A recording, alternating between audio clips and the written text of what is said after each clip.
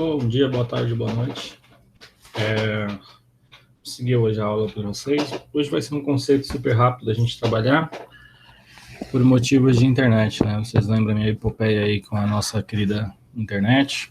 Então ela voltou agora há pouco, mas eu não vou passar muita coisa não, para não ficar ruim de vocês fazerem até semana que vem. Lembrando que semana que vem a gente já vai fechar as notas, então apressem-se, viu? Quem está com coisa aí para entregar, por gentileza, corram.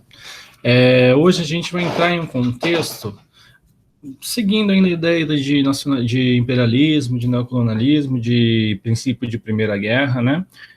A gente vai entrar num contexto que se chama nacionalismo. O nacionalismo vai ser outro conceito que a gente vai trabalhar. Então, não tem uma definição, mas não é um acontecimento, que nem eu estava falando em relação ao imperialismo semana passada, tá? Então, basicamente, a gente vai trabalhar aqui hoje o início dele no século XIX e como ele vai influenciar as questões do século XX. Lembrando, o nacionalismo não só aconteceu no século XIX, ele é um conceito, então ele aconteceu em outros momentos, tá? Mas ele vai ser mais definido e mais próximo do que a gente entende como nacionalismo aqui no século XIX. Então fica mais fácil de exemplificar com ele. O que eu vou fazer? Eu vou fazer um panorama do conceito e vou exemplificar alguns motivos que vão justificar a Primeira Guerra, só que eu não vou pontuar as questões dos nacionalismos, nacionalismo alemão, nacionalismo italiano principalmente, mas eu vou te dar a ideia e para exemplificar, para ficar mais claro, eu vou usar o nacionalismo brasileiro, que tem o exemplo mais claro, que é a questão do Tiradentes. Com esse conceito, já vai dar para a gente seguir trabalhando a questão da Primeira Guerra Mundial, porque quando eu citar algumas revanches nacionalistas, alguns conflitos nacionalistas, vocês já vão saber do que eu estou falando, tá? Sem demais delongas, então, basicamente, vai passar um helicóptero bem na hora, porque é claro, né? Helicóptero é tipo a porta da sala da aula lá, né? Sempre bate quando eu estou dando aula, mas tudo bem. Para a gente entender, então, a questão do nacionalismo, a gente vai entrar no ponto primeiro, que é uma nação, né? O nacionalismo é o conceito, o que é uma nação? Então, a nação a gente vai colocar como conceito político que está ligado à existência de uma unidade, de um povo, de uma cultura, de uma linguagem política, de uma linguagem cultural. Isso vai ser mais utilizado justamente aqui nesse período que a gente está estudando, no século XIX. Então, quando a gente pensar nação, a gente pensa unidade. Então, quando eu penso Brasil, eu penso o território brasileiro, eu coloquei aqui o Estado brasileiro, que é a questão da política, né? Eu penso o território brasileiro, que é a questão do nosso espaço geográfico. Eu penso nossos traços culturais que vão nos unir como uma nação, né? E então tudo isso é uma unidade. Quando eu falar nação, vocês pensam unidade, algo coeso. Lógico, não é 100% coeso que aqui a gente está tratando com pessoas, que não é matemática, né? Não é uma coisa física certa, duro, travado. Não, aqui é uma coisa bem mais trabalhada. Então tem várias outras possibilidades. Então, quando eu pensar isso, quando eu pensar nação, eu vou pensar a questão de unidade, tá? De questão de grupo unido e tudo mais, tá? Quem já teve aula comigo sobre o etnocentrismo, lá no 7º ano, que eu trabalho com vocês isso, vai se lembrar quando eu falo essa questão toda, tá? Então, já vai ajudar bastante nessa questão que a gente vai trabalhar hoje. Então, beleza. Nação é isso. Nação é unidade, nação é um território que tem um grupo que vive ali sobre as mesmas leis, que tem culturas parecidas, traços linguísticos parecidos e se entendem como um grupo só, né? Então, como o nosso aqui, apesar de ser um país gigantesco, apesar das suas multiculturas que a gente tem, né? A galera do Sul é muito diferente da galera do Norte e por aí vai.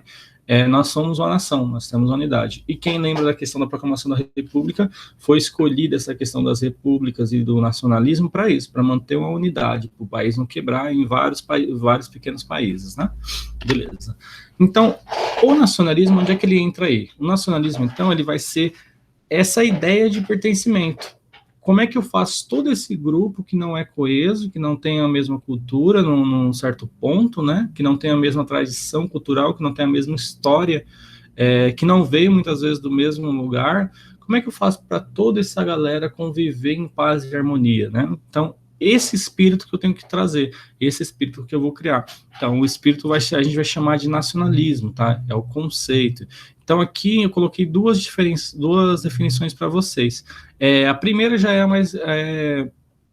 a mais resumida, vamos dizer assim, né? Que é tudo que foi construído tudo que a gente tem de patamar histórico, de patamar cultural, que vai nos unir como nação. Isso vai ser o nosso nacionalismo.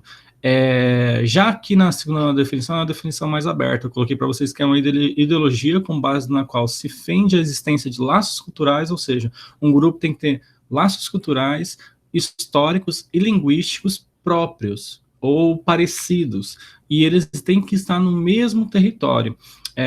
Então, isso vai justificar uma preferência por tudo que pertence à nação. Porque o nacionalismo não é só eu ter tudo isso, eu entender de tudo isso e saber o que é tudo isso. Eu, a partir disso, eu me entender como um indivíduo próximo ao meu outro grupo, né? Então, eu, como brasileiro, entender o outro brasileiro como meu irmão, como meu irmão mesmo, como esses conceitos são princípios que foram criados após a Revolução Francesa, a gente usa a questão da irmandade mesmo, né? Então, é isso. Eu ter esse espírito de nacionalismo, ter tudo essa questão de entender minha nação como algo que é meu, como algo que é do próximo, como algo que é do meu grupo. E isso já torna muito complicado, porque quando eu estou pensando isso, do meu grupo, do meu povo, disso, daquilo, é tudo meu, né? E eu já falei isso para vocês, quando vem o próximo, aí fica complicado, já não é a mesma coisa, né? Então, por exemplo, eu sempre vou olhar o próximo, o outro, né? Não o próximo, porque o próximo pelo menos é meu irmão, mas o outro como um estranho a mim. Então, se eu sou uma nação, se eu tenho meus traços culturais únicos, o outro não tem esses traços culturais únicos, então ele não pertence à minha nação. Então, o nacionalismo é isso, é essa questão de pertencimento, de eu me entender como brasileiro, ou me entender como paulista, ou me entender como, sei lá que seja, que vocês querem. Então, é mais esse espírito de pertencimento. E na minha fala, você já vai perceber os vários pontos negativos que isso tem. A gente vai debater isso mais para frente também.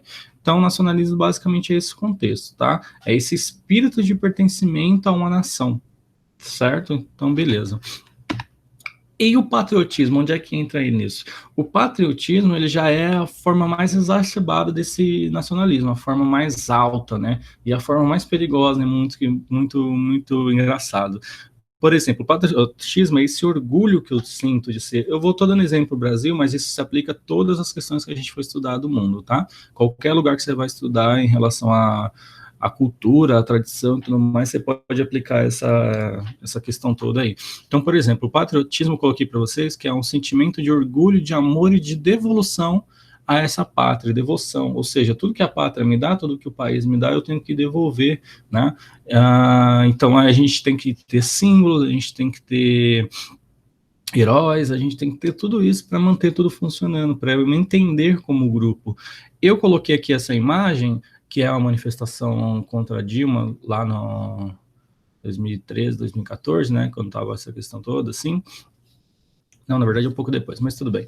Que é mais para vocês entenderem aqui, sendo utilizado um símbolo nacional em nome de uma causa, né? Então, basicamente, aqui você está vendo a galera toda com a camisa da CBF, todo mundo de amarelo, porque o futebol é um símbolo nacional, né? O futebol é um símbolo que todo mundo no Brasil, todo mundo de fora do Brasil e no Brasil entende que é um símbolo nacional, que basicamente você pensa Brasil, você pensa futebol, praia e afins, né? Então, eles estão se utilizando de um símbolo nacional, que é a seleção brasileira, de uma camiseta amarela, né, para se unir, certo? Se unir contra uma causa. Então, isso é muito engraçado quando a gente vê isso, né? Aí vocês vão me falar, tá, professor, mas e a galera que não estava nesse movimento, que era do outro lado? Aí é a problemática do nacionalismo, né? Porque não tem como todo mundo ser agregado. Tem muita gente que não vai ter o mesmo herói. Por exemplo, se a gente pegar os bandeirantes que mataram milhões de índios, para algumas pessoas ele pode ser o herói, para outras pessoas ele não vai ser herói, muito pelo contrário, né? Ele vai ser um assassino.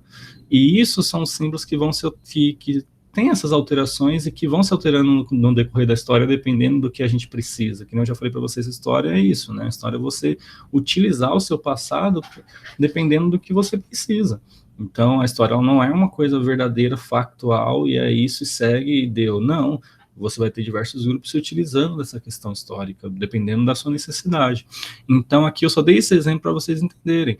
Então, a gente pode pegar vários símbolos nacionais, como carnaval, como futebol, samba e tudo mais. Só que aí a gente tem que. Eu não vou entrar na questão de matriz cultural, ou seja, tudo isso aí, cada um tem a sua matriz cultural, se é africana, se é europeia, essa é indígena, isso é outro conceito que a gente não vai trabalhar hoje, mas é só para vocês entenderem que essas três matrizes no Brasil, elas teriam de viver em harmonia, né? Teria de se entender como brasileiro, que é tudo isso que forma o brasileiro, e essa parte eu estou falando até rindo, que vocês sabem que não acontece, né? A religião é uma branca, todos os símbolos que dão dinheiro são apropriados e tá tudo certo, e é isso que acontece, tá? Mas não é essa a questão da aula hoje, onde a gente pode debater isso mais para frente. Então, beleza. O patriotismo é a parte mais alta disso. Então, é esse amor, esse orgulho que eu tenho de ser brasileiro. E para eu ter orgulho, eu tenho que ter uma história que me faça ter orgulho, né? E aí, o que acontece quando eu não tenho isso? Eu crio, eu forjo, eu crio heróis, eu crio histórias. Que nem a gente estava falando da Revolução de 32 de São Paulo. Os caras, mesmo perdendo, eles criaram a narrativa de que não, se não fosse essa revolução, a gente não tinha a Constituição de 34. Para quê?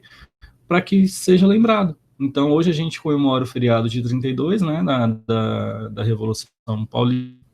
É feriado, é tido como a galera que lutou bastante, tem mausoléu, aquela coisa toda, perderam, entendeu? Mas mesmo assim, a história oficial de São Paulo vai narrativa e retratá-los como heróis, tá?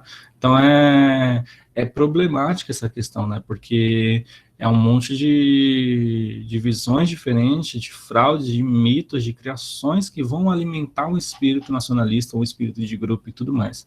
E aí vocês me perguntam, professor, mas como é que o povo, como é que o governo faz isso, ou como é que o povo faz isso, como é que isso acontece, como é que eu crio esse espírito de nacionalismo? Tem vários meios, né? O mais utilizado é a própria educação. Por exemplo, se você pega o livro didático, ele é usado com o mesmo assunto, com o mesmo currículo no Brasil todo. Por quê? Isso tem uma intencionalidade, né? Eu quero construir um amor ao Brasil, né?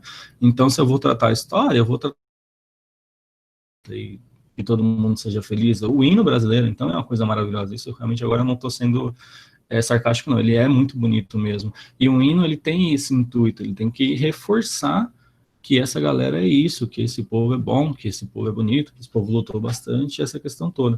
Então, faz parte dessa narrativa, da construção dessa narrativa, né? Basicamente, então, tudo isso vai estar no mesmo balaio, né? Nação, nacionalismo, patriotismo, e aí vai. E na fala você já percebe a maioria dos pontos negativos que a gente tem sobre isso. Então, coloquei aqui para vocês, porque eu já adiantei muita coisa falando, como se cria, então, essa questão do nacionalismo? Então, primeiro, eu tenho que pensar um território, uma nação, né, um grupo, não adianta eu querer criar um nacionalismo se você não tem um grupo, você não tem um pessoal para trabalhar. Eu pego a história, pois eu tenho que me apoiar em algum lugar, então eu vou pegar o passado desses grupos, sejam eles diversos ou não, sejam eles diferentes ou não, e vou criar uma narrativa coesa, que todo mundo vá para a mesma direção. Tá? Então, por exemplo, se eu pensar os europeus quando chegaram no Brasil, mas mais ainda na América Espanhola, muitos dos deuses católicos e cristãos, eles foram adaptados para os deuses dos indígenas, né? Então a gente tem a Pachamama, que no caso seria a Nossa Senhora de Aparecida, ou de Aparecida não, Nossa Senhora só no caso, né? A Maria, Mãe de Deus e tudo mais. Várias questões que vão ser adaptadas para maior entendimento e criar uma cultural do povo. Então, aqui a gente teve a questão do candomblé, né? Então, são traços culturais que são diferentes, mas para um tal isso como uma tradição cultural de tudo. Então eu vou criar também as imitas, não adianta eu ter um pai sem um herói, sem um grande cara que lutou pela causa e tudo mais, e aí a gente se utiliza da história, e se necessário, eu vou criar história nova também. Então eu vou inventar algo novo para criar essa união do grupo, né? Porque a questão é criar o pertencimento dessa galera. Então, vamos pensar, tipo, o lugar que vocês moram, todo mundo do bairro ali tem que pensar que é um bairro aquilo. Então, você cria uma... Nossa, esse bairro, por exemplo, aqui na Lapa, né? De imigrantes italianos que vieram para cá trabalhar bastante, fizeram São Paulo ir para frente, aquela coisa toda e coisa da. Então, você cria, você adapta, você cria uma narrativa, você utiliza narrativas que realmente aconteceram. Então, tem todos esses processos aí. E aí, para finalizar, antes da questão do exemplo maior, a gente tem a questão dos pontos negativos. Então, para eu usar Então, para ela ser melhor que todas, as outras têm que ser inferior. Isso é errado daí, né? A gente já tem que ter a coisa na cabeça. Tem a questão do etnocentrismo, que é aquela questão da minha cultura ser superior, que a gente já debateu, e isso que a gente está estudando de guerra, isso vai influenciar muito, porque é um momento que a tecnologia está em alta, que todo mundo está com bastante dinheiro devido à partilha da África, devido a esses novos mercados, a segunda revolução industrial e tudo mais. Então, você vai ter uma questão de superioridade mesmo. Quem é que tem as melhores terras, quem é que tem mais dinheiro, quem é que tem o melhor poder bélico. O que é hoje as potências, se não são a mesma coisa, né? É quem tem mais dinheiro, quem produz mais, quem vende mais, quem tem a maior influência cultural, quem tem o maior exército. É a mesma coisa que nesse momento que a gente está falando, maior exército em relação à tecnologia, tá? E geralmente eles são baseados em mentiras, em mitos, né? Esses nacionalismos. Então, é um do ponto negativo também. E você pode criar também rixas no próprio território. Então, muitas vezes, aqui nesse contexto que a gente está estudando de Primeira Guerra, por exemplo, a gente tem diversos grupos que não querem fazer parte desse território. Então, por exemplo, a gente vai ter a unificação alemã e italiana, que eu não vou aprofundar muito, que é a matéria do ano passado de vocês, mas vai ter diversos grupos que não vão se entender como alemão, que não vão se entender como italiano, né? Assim como aqui no Brasil, a gente tem a diferença da questão do Sul, até pela proximidade, né, da Argentina, do Uruguai. Então, muitas vezes, vários grupos do gaúchos e tudo mais não se entenderem como brasileiros, né, e querer a questão da separação, aquela coisa toda, como já teve ao longo da história. Aí você utiliza os outros movimentos que fizeram, como a Revolução Farroupilha, para você tentar essa separação, para você manter o orgulho do povo se separar, né? Então, essas narrativas para que justifique o que você, né? Isso é justificar, tá? Basicamente, então, é isso, esse contexto. Eu vou dar um exemplo aqui, só lembrando. Isso a gente aplica para o mundo, tá? A gente vai aplicar para o mundo nesse contexto de Primeira Guerra que a gente vai estudar. Agora eu vou dar um exemplo só para ficar bem claro na cabeça de vocês. Eu acho que eu já falei isso em sala com vocês, mas eu vou pontuar só algumas questões para ser mais rápido aqui. Então, aqui no Brasil, o nosso maior exemplo em relação a essa construção nacionalista, a essa construção de herói, é o Tiradentes, né? Então, para quem estudou ano passado e no 7º ano lá, a questão da Conjuração Mineira, a gente sabe que o Tiradentes morreu, que ele não era o líder do movimento, ele morreu basicamente porque era pobre, mas ele lutou por uma causa, né? E qual que era a causa dependia a independência de Minas Gerais ao Brasil, que era dominado pela coroa portuguesa. Então, já está errado aí. Ele não é um herói nacional, ele é um herói no máximo de Minas Gerais. Mas tudo bem, esse não é o direcionamento da aula. Então, durante esse momento que isso aconteceu, ele é tratado como um traidor, né? Porque a coroa manda que os estados onde são a gente é colônia portuguesa. Então, se alguém lutou contra a coroa portuguesa, essa pessoa não é um herói, essa pessoa é um traidor, essa pessoa ela não tem que ser bem tratada, tanto é que ele vai morrer da forma que ele morreu, né? Só que aí, a partir do momento que tem a proclamação da República, que a gente estudou no começo do ano, a gente vai precisar agora negar essa questão do europeu.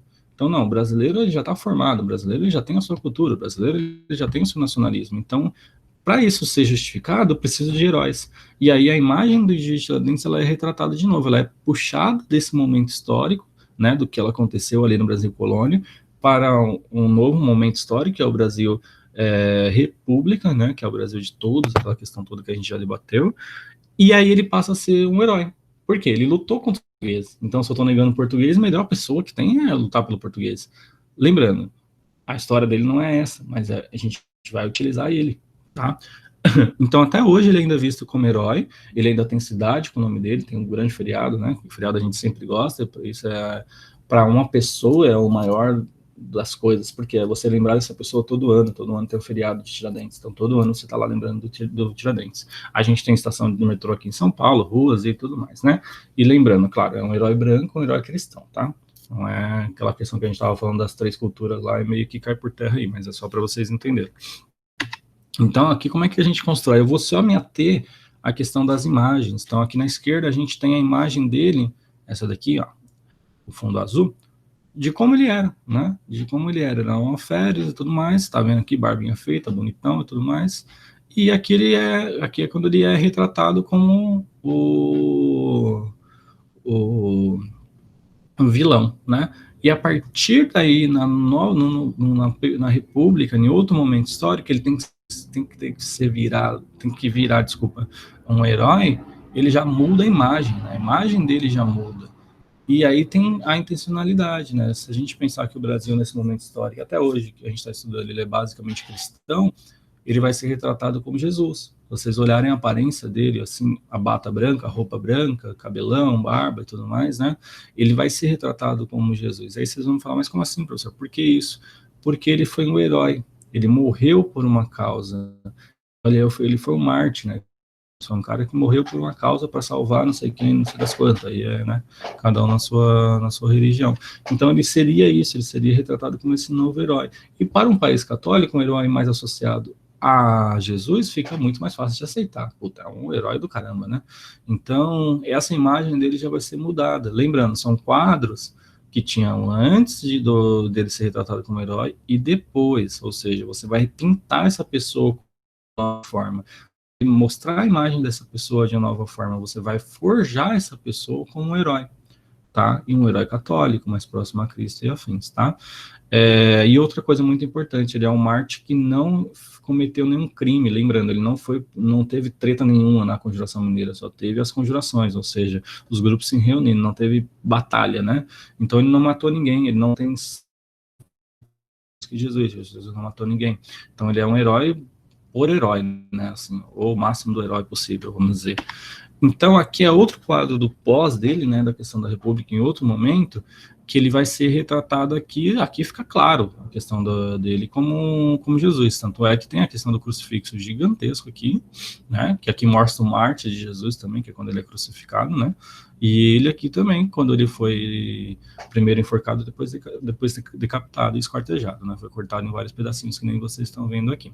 E se vocês repararem, essa imagem ela é fantástica, que ela é construída muito tempo depois, né? Ela é construída na Proclamação da República, lá seus 250 anos depois. Mas a intencionalidade é tão grande que se você pegar o formato disso aqui, ó, olha o formato do corpo dele, vai seguindo. Faz o formato do território brasileiro, né? É o mapa do Brasil.